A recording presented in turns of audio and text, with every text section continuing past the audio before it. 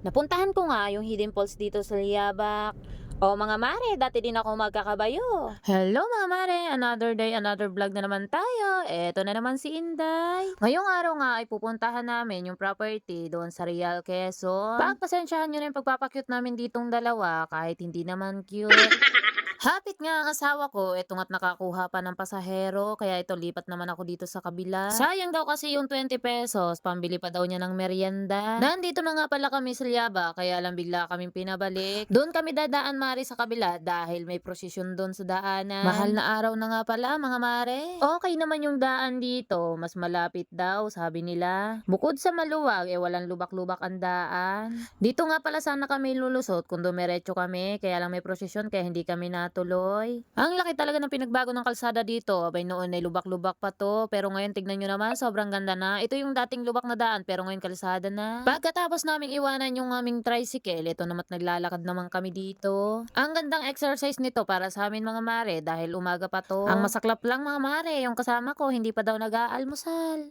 Tatawid pa nga kami dito pero maliit lang naman na sapa. O ang ganda ng sapa mare. Itong dalawa naman dito, pili na ng pili na nyug na madadala pero hindi pa sila nagpapaalam sa may-ari. Tignan nyo mga mare ang mukha ng tirador ng nyug. Dumating na nga yung hinihintay namin, kaya lang kargado yung kabayo niya. Ito nga tinutulungan ko na magdiskarga. Akala ko mga mare, nalimutan ko na paano mga bayo. Pero sinubukan ko ulit, hindi pa pala mga mare. Nag-e-enjoy nga ako dito, yung isa naman dyan sa likod ay sigaw ng sigaw, baka daw ako masipa ng kabayo. Takot na takot, hindi naman siya yung masisipa, ako naman mga mare. Parang mahal, balik mo yan dyan. May kabayo kami, bininta ko nangangagat. Kinagat ako dito, subo yung butak ko, bita ko ba?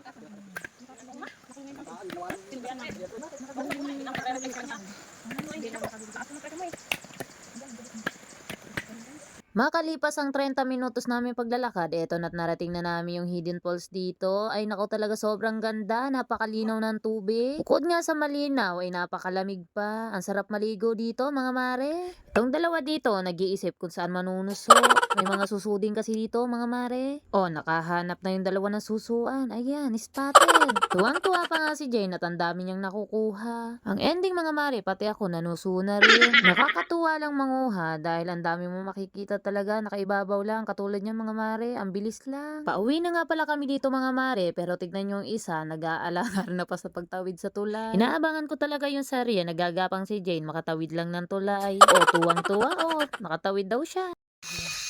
Yan guys, pauwi na kami at may nakuha din kaming ulam. Ayan, suso. Soso. Nanuso na din kami. Buntes. Buntis. Lakad ulit tayo. Ayan guys. Ay, dadamputin ko sana. Suso. Matapos ang mahabang paglalakad ay nagpahinga kami tapos ngayon magsisimba naman kami. Sabi nga huwag tayo makakalimot sa lahat ng biyaya na binibigay sa atin ni Lord. Kahit anong pagod mo, dapat may nakalaan na oras para mabisita ang tahanan ng ating Panginoon. At makapagpasalamat sa lahat ng biyaya na binibigay niya sa atin. At ng Espiritu Santo magpasa walang hanggan. Sa tinagal-tagal na ilang buwan na hindi nagkita, eto't nagkasama ulit kami sa simbahan ng aking kumare. Nagkayayaan pa nga pumunta ng inasal dito sa pagsangha. Ilang buwan din kaming hindi nagkasama nito mga mare. Nung pauwi na kami, nag-drive-thru naman kami dito sa McDo, dito sa Family Laguna. Binilhan ko na rin ang pagkain ng aking kapatid. So yun lang mga mare.